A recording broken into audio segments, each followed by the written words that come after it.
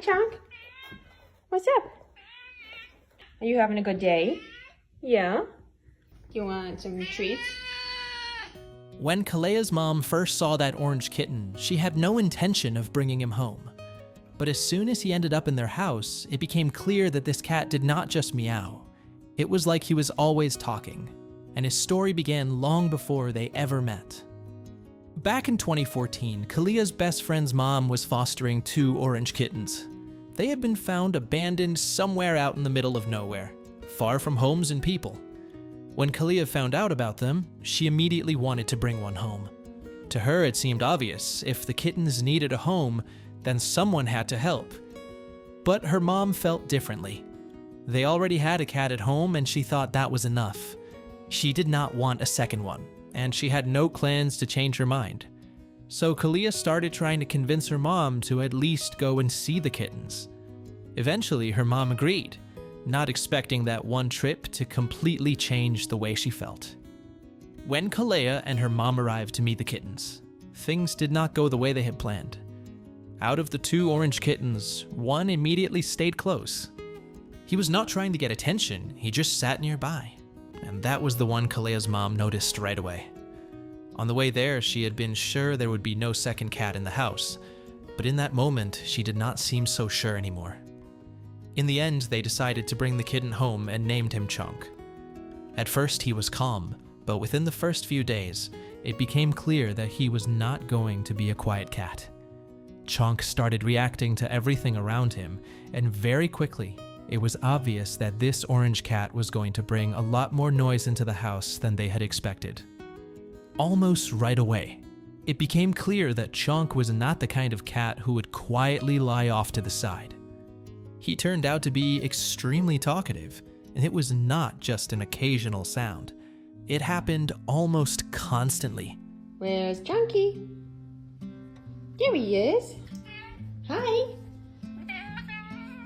In the family, someone was always talking to him, and over time it started to feel like Chunk was actually answering back.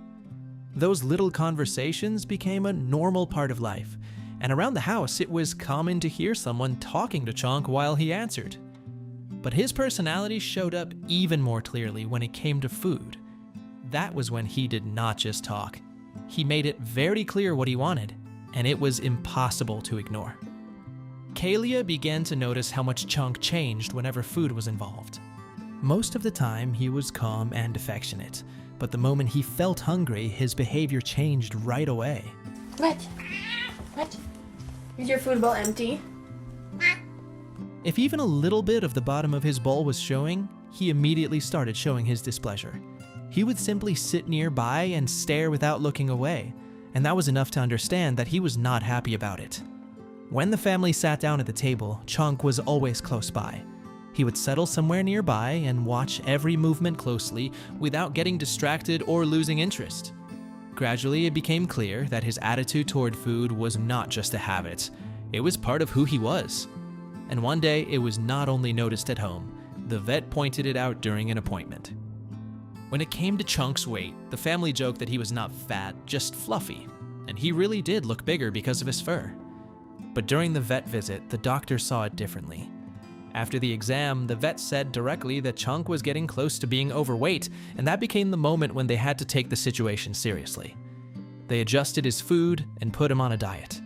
It did not bring instant results, but little by little the changes became noticeable. His weight started going down and eventually returned to normal. But Chunk himself did not change at all. His habits stayed the same, and even after that, he still acted as if food was the most important thing in the world to him. Did someone eat all the food? Oh no, who did it? When Chunk was full, he became a completely different cat.